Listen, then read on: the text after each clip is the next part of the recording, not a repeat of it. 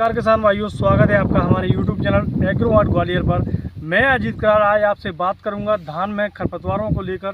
धान में किस प्रकार के खरपतवार होते हैं और इनको किस प्रकार से कंट्रोल करना चाहिए। धान में खरपतवारों के द्वारा बहुत ज़्यादा हानि देखने को मिलती है। धान में विशेषतः मुख्य खरपतवार जैसे कि मोथा हो गया, आपका मोथी हो गई, समा हो गया, बट्टा हो गया, जंगली धान हो गई, दूब घास हो गई और भी बहुत सारे खरपतवार हैं जो धान को नुकसान पहुंचाते हैं। आइए किसान भाइयों कि धान में किस प्रकार से कंट्रोल करना चाहिए इन खरपतवारों का जानते हैं।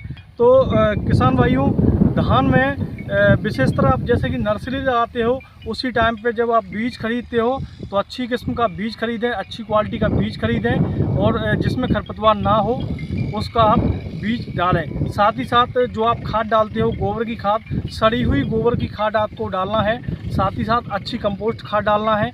इसके अलावा जब आप धान की रुपाई करते हो, नर्सरी जब खेत में लगाते हो उस टाइम पे आपको क्या करना है किसान भाइयों, नर्सरी की जो पौध होती है उसमें खरपतवार ना जाएं। अगर खरपतवार चले गए तो कहीं ना कहीं धान में और ज़्यादा खरपतवार देखने को मिलेंगे। साथ ही साथ आपको किसान भाइयों क्या करना है, और भी कई विधियां हैं जो खरपतवार को नियंत्रित करने के लिए की जाती हैं। जैसे कि बात की जाए, गर्मियों के समय में खेत की गहरी जुताई करें जिससे कि बीज ज़मीन के ऊपर आ जाता है और उसकी अंकुरण क्षमता जो होती है वो मर जाती है। इससे क्या होगा, एक तो खरपतवार आपके कुछ हद तक कम होंगे और साथ ही साथ कीटाणुओं का भी प्रकोप और रोगों का भी प्रकोप कम देखने को मिलेगा। साथ ही साथ किसान भाइयों, खरपतवारों को आप निराई गुड़ाई करके भी कंट्रोल कर सकते हैं। किसान भाइयों, धान में पहली निराई गुड़ाई 20 से 25 दिन के अंदर करनी चाहिए और दूसरी निराई गुड़ाई 40 से 45 दिन के अंदर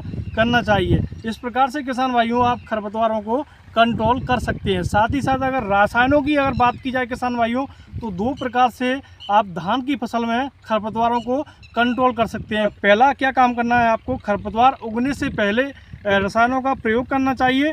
जैसे कि रसायनों का प्रयोग इस प्रकार से करना चाहिए कि अपन धान की जो रुपाई करते हैं उसके 3 से 4 दिन बाद रसायनों का प्रयोग किया जाता है। जैसे कि प्रोटिलाक्लोर हो गया 50% वाला या प्रोटिलाक्लोर हो गया 37% वाला, उसको आप धान की रुपाई करने के बाद में 3 से 4 दिन बाद डाल सकते हैं। साथ ही साथ एक नया प्रोडक्ट और आया है मार्केट में, ऑक्साडार्जिल 1% प्लस प्रोटिलाक्लोर 6%, उसको भी आप धान की फसल में खरपतवारों को नियंत्रित करने के लिए डाल सकते हैं। किसान भाइयों, एक बात का विशेष ध्यान रखना है कि आप जब भी इन रसायनों का प्रयोग कर रहे हो तो खेत में 3 से 4 दिन तक समान रूप से पानी भरा होना चाहिए, जिससे कि ये दवा ऊपर ज़मीन के परत बना लेती है और खरपतवारों को, घासों को जमने से रोकती है। धान की फसल में खरपतवारों को एक अन्य रसायनों के द्वारा खड़ी फसल में भी स्प्रे किया जा सकता है। किसान भाइयों, आपको बिस्पारिवेट सोडियम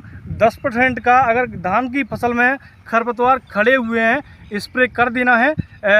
बिस्पारिवेट सोडियम 10% जो मार्केट में आपको कई कंपनियों के प्रोडक्टों के नाम से मिल जाएंगे। साथ ही साथ एक बात का विशेष ध्यान रखना है आपको कि खेत में पानी नहीं होना चाहिए। अगर पानी होगा तो खरपतवारों पर जो अपन स्प्रे करेंगे उसका सही से काम नहीं होगा। साथ ही साथ एक बात का और विशेष ध्यान रखना है कि टंकी का जो नोजल होता है वो कट वाला नोजल ही आपको लेना है। साथ ही साथ एक बात का और विशेष ध्यान रखना है कि दवाई की मात्रा ज़्यादा नहीं डालनी है। अगर आप दवाई की मात्रा ज़्यादा डाल देते हैं धान की फसल में भी उसका असर देखने को मिल सकता है, यानी धान की फसल पर भी उसका प्रभाव पड़ सकता है। किसान भाइयों, इस प्रकार से सभी रसायनों का यूज करके, रासायनिक विधियों का यूज करके और अन्य विधियों का यूज करके आप खरपतवारों को काफ़ी हद तक खेत से नियंत्रित कर सकते हैं और धान की फसल को अच्छा बना सकते हैं। किसान भाइयों, अगर मेरी वीडियो आपको अच्छी लगी हो तो लाइक करें, शेयर करें, सब्सक्राइब करें एंड अपने दोस्तों को शेयर करें। धन्यवाद।